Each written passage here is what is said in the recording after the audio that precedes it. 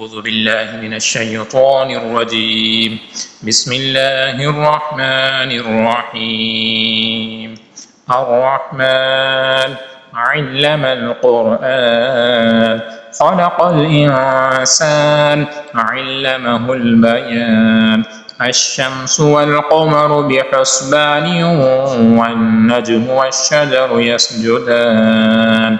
والسماء رفعها ووضع الميزان ألا تطغوا في الميزان وأقيموا الوزن بالقسط ولا تخسروا الميزان والأرض وضعها للأنام فيها فاكهة والنخل ذات الأكمام والحب ذو العصف والريحان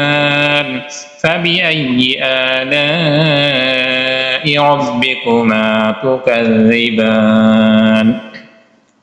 خلق الإنسان من صلصال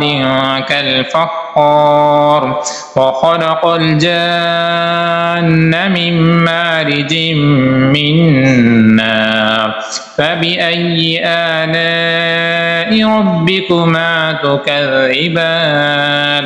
رب المشرقين ورب المغربين فبأي آلاء ربكما تكذبان مرج البحرين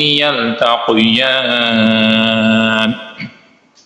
بينهما برزخ لا يبغيان فبأي آلاء ربكما تكذبان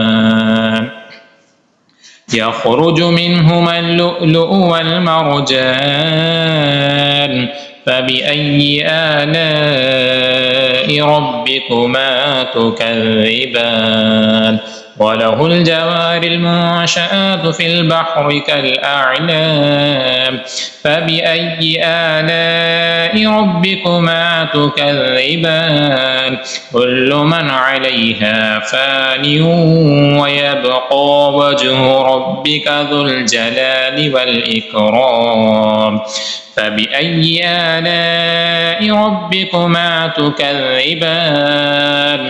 يسأله من في السماوات والأرض كل يوم هو في شأن فبأي آلاء ربكما تكذبان سنفرغ لكم أيها الثقلان فبأي آلاء ربكما تكذبان يا معشر الجن والإنس إن استطعتم أن تنفذوا من أقطار السماوات والأرض فانفذوا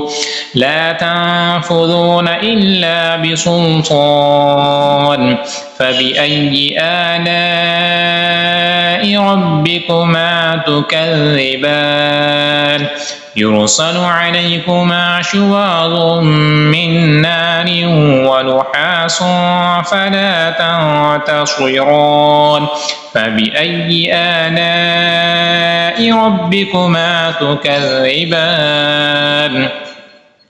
فإذا انشقت السماء فكانت وردة كالدهان فبأي آلاء ربكما تكذبان فيومئذ لا يسأل عن ذنبه إنس ولا جان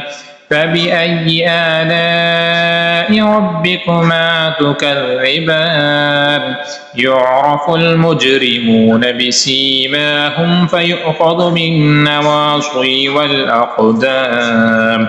فبأي آلاء ربكما تكذبان هذه جهنم التي يكذب بها المجرمون يطوفون بينها وبين حميم آن فبأي آلاء ربكما تكذبان ولمن خاف مقام ربه جنتان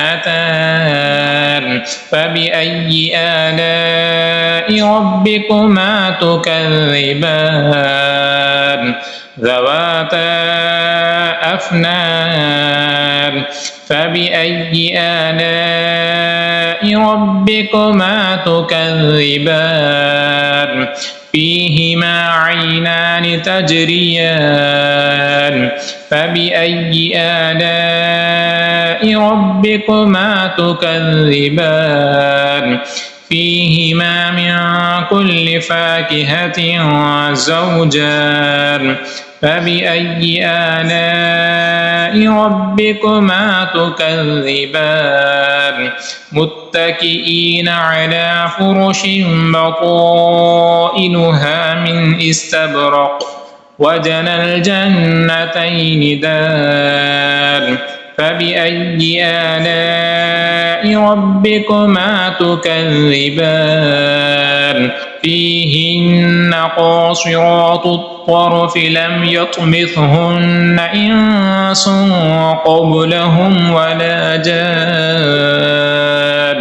فبأي آلاء ربكما تكذبان كأنهن الياقوت والمرجان فبأي آلاء ربكما تكذبان هل جزاء الإحسان إلا الإحسان فبأي آلاء ربكما تكذبان ومن دونهما جنتان فبأي آلاء ربكما تكذبان مدهامتان فبأي آلاء ربكما تكذبان فيهما عينان نضاختان فبأي آلاء ربكما تكذبان فيهما فاكهة ونخل ورمان فبأي آلاء ربكما تكذبان فيهن خيرات حسان فبأي آلاء ربكما تكذبان حور مقصورات في الخيام فبأي آلاء ربكما تكذبان لم يطمثهن إنس قبلهم ولا جان فبأي آلاء ربكما تكذبان متكئين على رفرف خضر وعبقري حسان فبأي آلاء ربكما تكذبان تبارك اسم ربك ذي الجلال والإكرام.